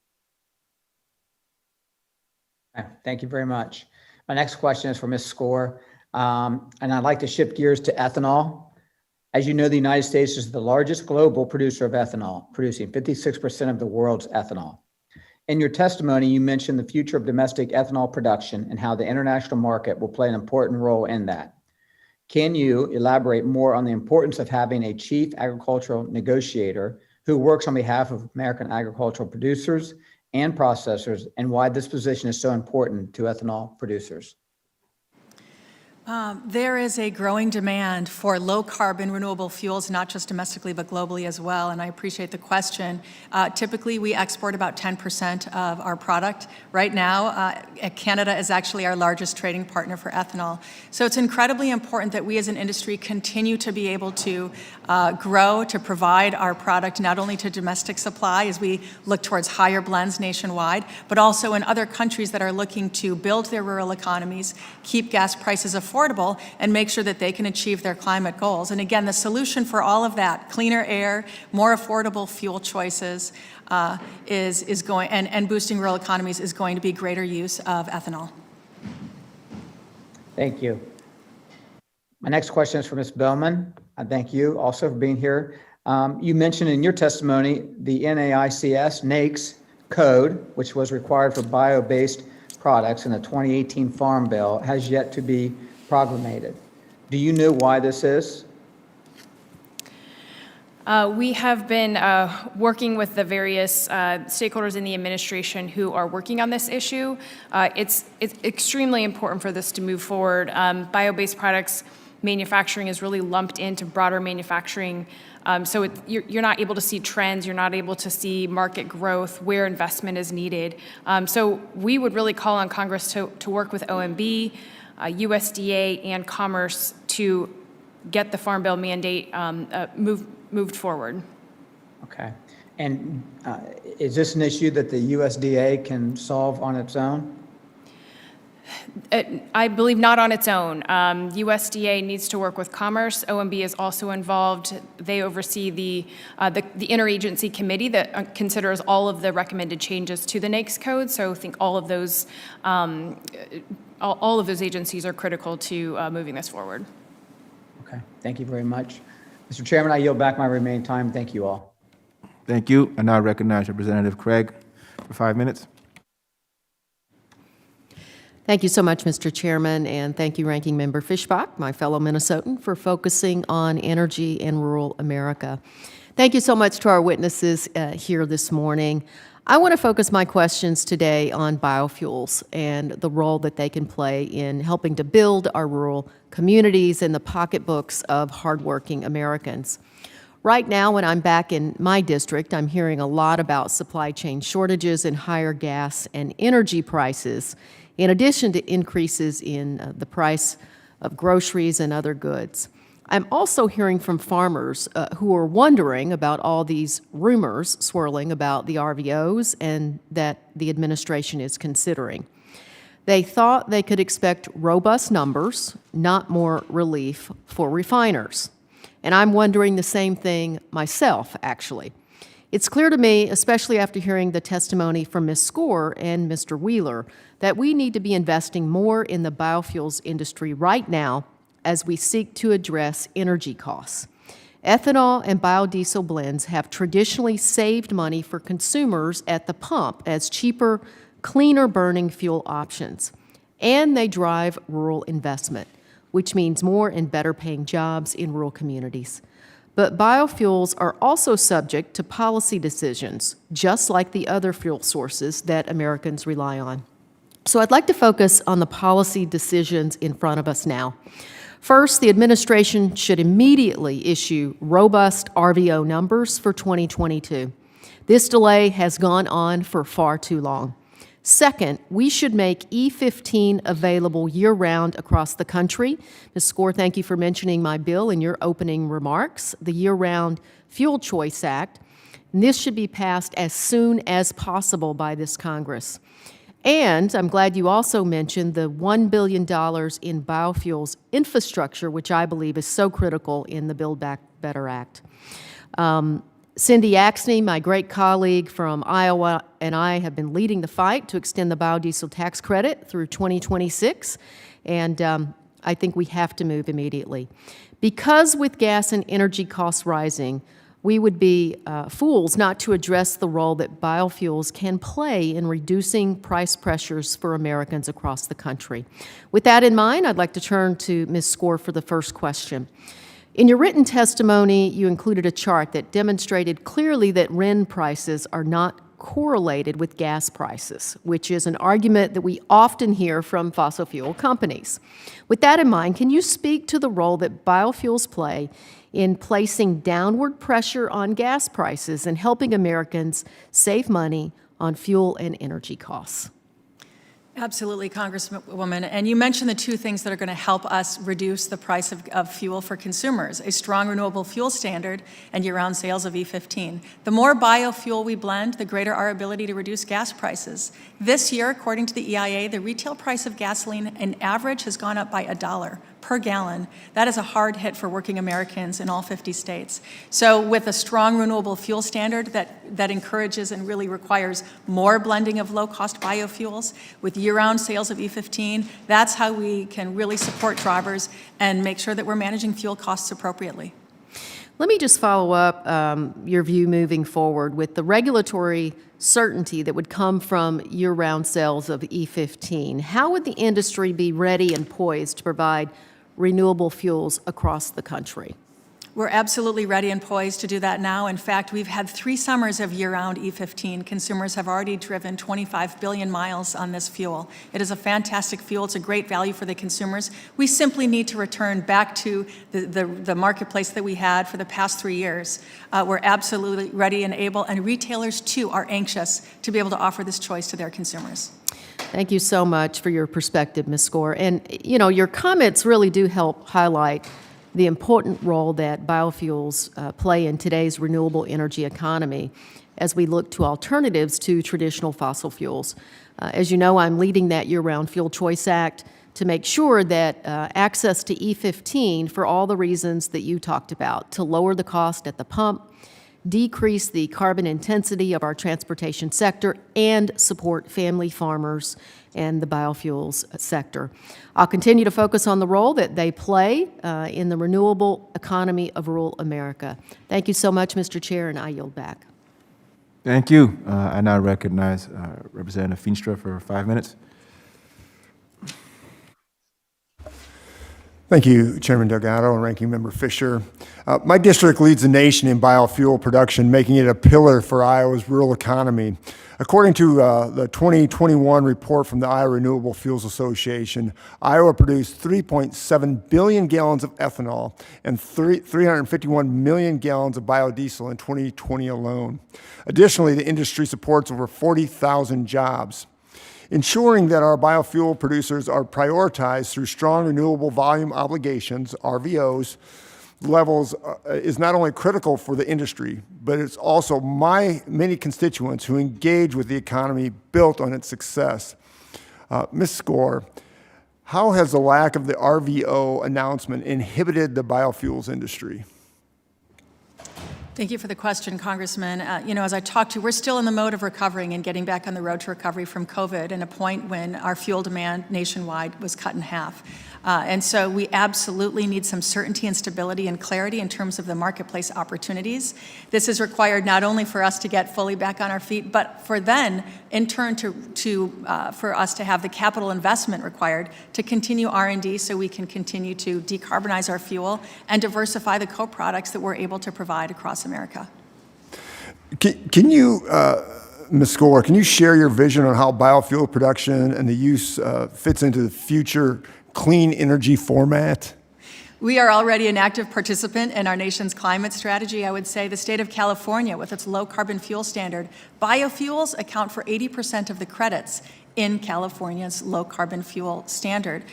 So we are a low carbon renewable fuel, plant-based, homegrown here in the US. We have the ability to do so much more by use of higher blends nationwide to make sure that we've got modeling that accurately reflects all of the innovations taking place on the farm and at the plant. So we have the ability to make sure that the 270 million cars on the road today are using a low carbon fuel.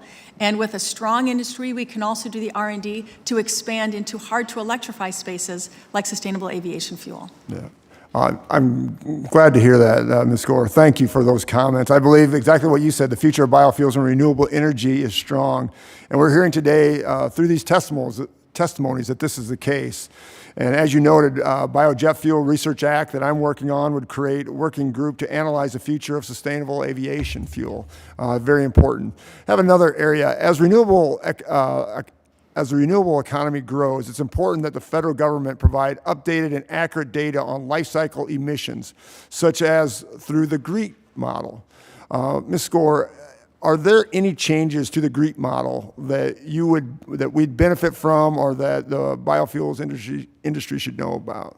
One of the wonderful things about the GREET model is that it is updated every year, and there's an incredibly robust data set, a lot of inputs going into the modeling specific to agricultural innovation. So we would like to see that standard of carbon modeling used in every policy where we're talking about incentivizing low carbon fuels and rewarding companies and private sector for producing low carbon fuels. So we absolutely support using that and applying that in really any context. Yeah, well, thank you. I fully agree with you. Biofuels like ethanol, are low cost and low carbon solutions, and they can be carbon negative in the next decade. I mean, I just look at carbon sequestration that we're looking at in Iowa for biodiesel and ethanol plants. I mean, there's so many things that are happening right now. An announcement for the strong RVO levels will encourage investment and innovation in this already proven industry that deserves and will create decreasing carbon today. And I'm very passionate about this. Thank you for everyone that is, for your testimonies, and I look forward to working with everyone as we further go down this path. Thank you. Thank you. I now recognize Representative Plaskett for 5 minutes. Thank you, Mr. Chairman, and thank you to the witnesses who are here. This has been very enlightening, and thank you for your research and the work that you're doing in this area. Mr. Wheeler, wanted to ask you a question. Can you talk about what role an extension service can play in educating farmers on the benefits of bioeconomy?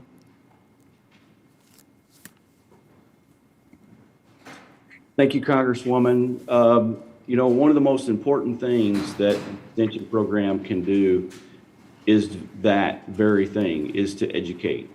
And one of the main things that we're lacking throughout the United States for our land-grant institutions are resources. So one of the main focuses that we focus on here in Missouri and the surrounding states specifically is on the research side, and making sure that we carry out that not only the land-grant institution mission and its vision, but also the mission and vision of its very farmer and its checkoff. I know it's very important to a lot of states. I know it is here in Missouri, and we continue to grow that effort and be laser focused in that effort to bring in additional resources, but as well as find ways to reach those producers. And what our difference do you think that reach could make on their businesses? I believe, well, specifically, it's getting the farmer to us. That's one of the very difficult things that we have, because as any farmer, they're very independent and they're all small businessmen and women. So there's a lot of folks that actually struggle with that, to be able to reach out. But the ultimate goal through the extension program on a county basis is getting that research and that information to those businessmen and women so they can make more informed decisions, to the very point that you're referring to. Thank you, and I know that the farmers in the Virgin Islands would appreciate that. This is a question to any one of the witnesses. My district and other remote areas of the United States have developed energy plans to move forward further away from relying on petroleum for power and fuel. The non-contiguous areas of the country and other remote areas understand the burden of high energy costs, being isolated, not having scale, not being able to connect to other areas. One proposal to address this in the Caribbean region is the Renewable Energy for Puerto Rico and the U.S. Virgin Islands Act, H.R. 2791, which would create a USDA grant program for investments in renewable energy, energy efficiency, energy storage, smart grids, and microgrid projects in territories of the United States. Can any of the witnesses speak to the importance of developing and using renewable energy sources in small, rural, remote areas?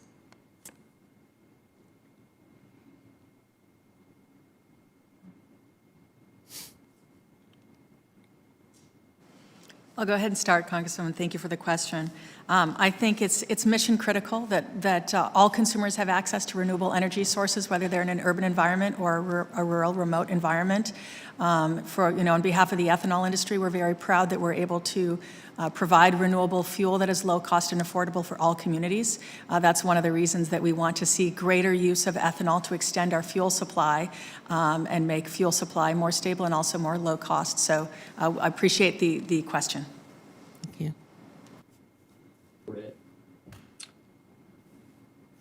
Congresswoman Gary Wheeler, I think one of the main things that it goes back to, there's a lot of us that's referred to it as the HBIP, but it comes back to infrastructure and the resources that can be provided to those regions. Infrastructure throughout the entire United States, whether it's biodiesel or increase at E15, it really boils down to resources being laser focused and making sure that those dollars are being spent where they need to be spent. Thank you. Mr. Aberle, did you have something you wanted to add? The only thing I would add is that when you talk about investment and research to design and build out the successful technology platforms for whether they're micro-scale or large-scale projects, there has to be a path of proven technology before other stakeholders are willing to invest in that. And providing dollars for initial scale and demonstration scale projects is valuable in identifying that technology pathway to be replicated to larger stakeholders. Thank you. I appreciate that. And thank you for the time. Mr. Chair, I yield back. Thank you. I now recognize Representative Davis for 5 minutes. That was actually great. You were right on the edge of time. I mean, I was waiting for you to yield. I would have taken those last 2 seconds, Ms. Plaskett. I do want to say thank you. Unfortunately, I want to say thank you to Ranking Member Fischbach and fortunately to Chairman Delgado for having this hearing today to discuss important renewable energy production issues in rural America and the work that our ag producers are already doing to reduce emissions. This administration, though, is headed down a dangerous path as it continues to pass up opportunities to uphold the renewable fuel standard and support America's ethanol and biodiesel producers. I've been proud to help lead initiatives to strengthen and restore the integrity of the RFS alongside my friends and my biofuels Democrat and Republican co-chairs. My colleagues on this committee, Ranking Member Fischbach and Mr. Feenstra, have also been key in our efforts to hold this administration accountable. And in June, I sent a letter along with my Republican colleagues to President Biden regarding the rumors that the administration was considering a nationwide waiver of the RFS to cut demand for more combined gallons than all those cut due to the small refinery exemptions issued by the prior administration. And we encourage the president to keep his 2020 promises to rural America and actually uphold the law. Now, we continue to wait on the RVO and have yet to receive a response to our letter, which is actually concerning. I hope that this is not an indication of the administration's unwillingness to stand with America's farmers. And further, in March, I sent a letter with my Republican colleagues to the USDA encouraging the department to quickly provide assistance using existing funds to biofuels producers for COVID-related market disruptions. Secretary Vilsack responded to that letter in August, stating that an update to the Pandemic Assistance for Producers program at the USDA would be provided by Labor Day. However, we're still waiting. 11 months into this administration, and no biofuels producers have seen any relief. Mr. Chair, I request unanimous consent to insert into the record the 3 letters I referenced. Without objection. Thank you. Madam Ranking Member, do you object? Never. I'm thinking about it. Thank you. First question, Ms. Score, great to see you again. And I want to know, has any prior administration considered retroactively cutting the RVO in the way this administration is rumored to be considering? Thank you, Congressman, and thank you for all your leadership as a member of the House Biofuels Caucus. No, what the rumors that we have heard that this EPA is looking to reopen the 2020 blending requirements for RVOs, that's unprecedented, and we believe there's no legal authority for the agency to do that. As you said, we need to get these renewable blending obligations out. They need to be at Congress's intent of 15 billion gallons of conventional blending. So we're still waiting too. Mr. Wheeler, what do you think? Congressman, it's unprecedented for sure, and just want to say greatly appreciate all your leadership and your work down in Illinois, and it's good to see you as well. Great to see you. Ms. Score, do you believe the biofuels industry is better or worse off under this administration? Well, as we've said from the outset, the first real test of the administration's commitment to follow through on many of Mr. Biden's comments stated on the campaign trail is with the renewable volume obligations. We have yet to see those. We are anxiously awaiting. That's going to be really the first test to show that they are committed to low-carbon renewable fuels that can be used in our current auto fleet. And this is our test right now, Ms. Score. This is the test of the administration. I mean, these are rumors, but a lack of response to letters coming from members of Congress and a lack of response to questions coming from your industry, it only leads us to speculate, right? Speculation and uncertainty, and that's not what our marketplace needs right now. So we're already well past our 2021 blending obligations.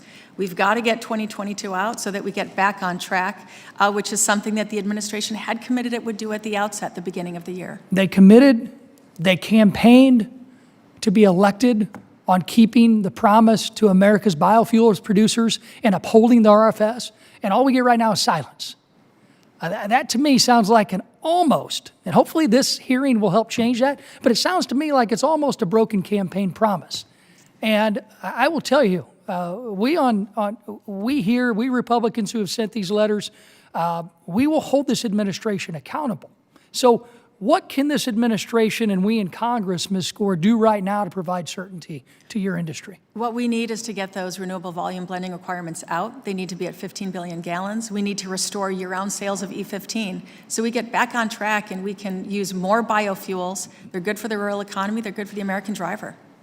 Thank you. I yield back my 2 seconds. Thank you. Excuse me. I recognize Representative Kamek for 5 minutes. Thank you. Well, thank you, Mr. Chairman. Thank you, Ranking Member Fischbach, and to all our witnesses for being here today, as well as virtually. It's been noted here several times already that our agricultural producers and businesses are some of the most entrepreneurial, forward-looking people out there today. And I think it's important to remember that this entrepreneurial, innovative spirit, not government directives is pushing American agricultural operations to make these new choices, like a dairy just outside my district that is making the choice to construct and operate a digester. Or, as is the case with one operation within my district, leading the way in developing a biomass facility to energy with zero emissions that can produce electricity, heat, and high-quality biochar and diesel from wood waste.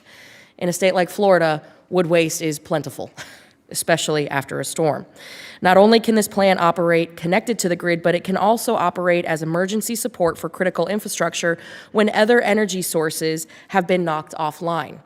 In a state like Florida, a plant like this one and others can provide a lifeline for critical infrastructure in the wake of a hurricane or other disaster. As the ranking member of Emergency Preparedness, Response, and Recovery on the Homeland Security Committee, this is an issue that is very close and near and dear to my heart. Great synergy here for what we're talking about. This is a great example of private capital and innovation coming together in rural America to identify an opportunity that has the added effect of helping to protect our environment for generations to come. We need to find ways to continue to encourage this private activity and innovation. Now, I know that we've kind of circled around this and you've answered this a few different ways, but Mr. Aberle, and I hope I'm saying that right, can you talk a little bit about the federal policies and whether they help or hurt in the search for predictability in the marketplace as we're looking to finance these projects? And my follow-up would be the uncertain nature of future cash flows needed to finance a project. I know you've talked a little bit about this, and Ms. Plaskett hit on this as well, talking about proven technology and the pathway for stakeholders, oftentimes a pilot program, but just getting that off the ground. Can you talk about some of the challenges within financing and what we might be able to do to clear the path? Well, thank you for that question, and Congresswoman. We've been involved in this space for a long time, and I was fortunate to be involved in the build-out of the ethanol industry by financing greenfield construction and new plants. From that perspective, the federal policies that are in place, really do put a floor on the business plan to give the entrepreneurs courage to move forward, and it also gives them the lenders more courage to share or partner with them on developing new technologies to develop that pathway. It may not be the optimization of that business plan, but it does provide a floor where they can address the capital needs and the liquidity that they're going to need for a successful project. And so by having federal policies in place, it does give them kind of a rock to start their foundation on for a successful biofuel or renewable project.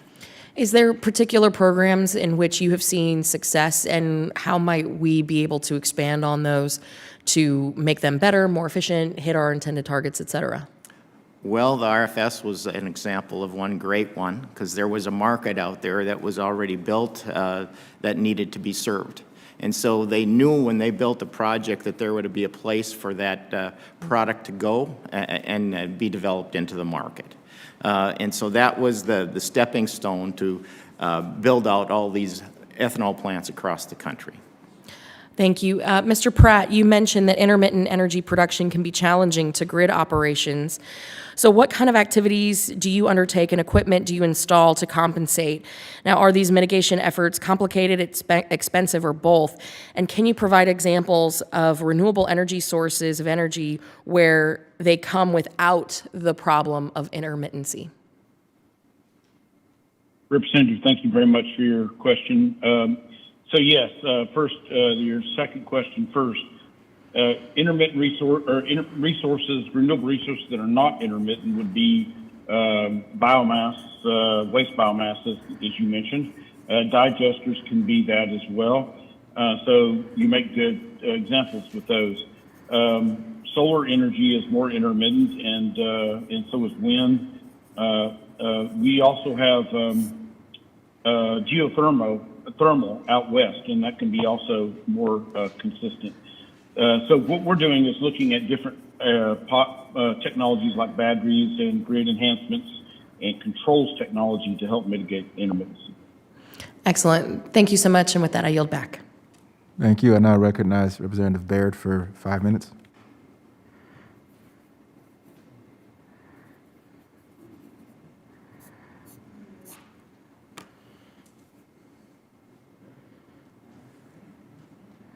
You might have to unmute.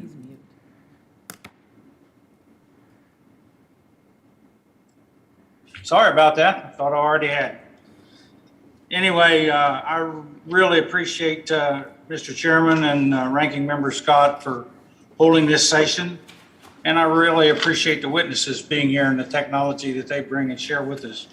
But my first question then goes to Mr. Pratt. You know, I really enjoyed your testimony and hearing about your organization and how they've worked to bring technological enhancements to your members. And I feel that the nation's rural electric co-ops do have an important role to play in the renewable marketplace. And it is interesting to me how you use the RUS program to help support your efforts for these facilities in Georgia's grid. But anyway, I was reminded of the interest in my district and the state to leverage the generation potential of anaerobic methane digesters. So this potential to harness the co-product of one of our nation's animal protein industry is often stymied by the difficulty and cost of getting these kinds of operations connected to the grid. So Mr. Pratt, do you have any insight on how the livestock producers could be incentivized, or we could be more supportive in helping them to connect the output of these digesters into the rural electric grid? Yes, sir. Representative Bard, I appreciate your question about digesters. First, I think there is a lot of potential for digesters, and there are quite a few in the United States, but they aren't as inexpensive to produce energy from as solar energy today. So they have some headwinds for utilities in that respect. That does not mean they're not important. In the larger picture, I think they can be very helpful. There's been some difficulty in maintaining reliability of those facilities. However, I think the technology continues to change, and there will be opportunities for both low interest loans from the USDA and RUS, as you mentioned. I think that making sure they have access to the similar tax credits that other forms of renewable energy could be helpful. And I think it could also be very beneficial for those agricultural and rural communities to dispose of waste in a very economical and helpful fashion and produce some energy while we do that. That's great. I think we have some food waste that we could probably incorporate into that same system, as well as you know, the forestry industry and some of that would be a feedstock for these kind of digesters. So I think that has potential, and I really appreciate your comments. Next, I want to go to Mr. Wheeler. You made reference to the Pore Shield product that can be used to extend the longevity of our nation's bridges and concrete. And that's sort of exciting to me. And you did that work in cooperation with the soybean farmers in Indiana, as well as Purdue University. So I'm just going to give you the opportunity to expand on that product and its use and what spurred you to make that kind of discovery. Sure. So thank you, Congressman. Well, it was actually developed in Indiana with partnership with their farmers and the checkoff. And so it's a perfect example of where the checkoff can really partner on a public-private position and develop new products, bio-based products. We specifically use Pore Shield here at the Center for Soy Innovation here in Jefferson City, Missouri, on a lot of our sidewalks, but we also participated in a pilot project with the Soy Transportation Coalition, also provided through our checkoff programming and our farmers. And we partnered with several different municipalities here in the state of Missouri and across the Midwest to showcase what Pore Shield can actually do and lengthen the life of not only concrete, but also asphalt. So this is just one of many projects and ideas that have come to fruition over the past several years that's produced from this little thing we call the soybean, which is magnificent. So thank you for your passion as well as our passion as well. And there'll be many more products that will be coming out into the future. And just thank you for the soybean farmer and our checkoff. So thanks for the question. Thank you very much. And it looks like I've got about 10 seconds left, so I yield back my time. But Ms. Score, I was going to ask about the reduction in greenhouse gas emissions by 46% by using ethanol, but I'm out of time. And so I yield back. Thank you. Before we adjourn today, I want to invite Ranking Member Fishbach to share any closing comments that you may have. Well, and I just want to say thank you so much. I think it has been a very helpful conversation, and I think that we need to continue to make sure that we are recognizing and promoting the biofuels as something that is it is a part of our entire ag economy and part of that carbon emissions reductions. And so we need to continue the conversation. And I appreciate Congressman Davis talking a little bit about what is going on within the administration. What about science? Where are we at on it? Oh, Please mute. But I will just say thank you so much for being here and appreciate the conversation, and we will continue the conversation. And thank you, Mr. Chairman, for putting the committee together, the meeting together today.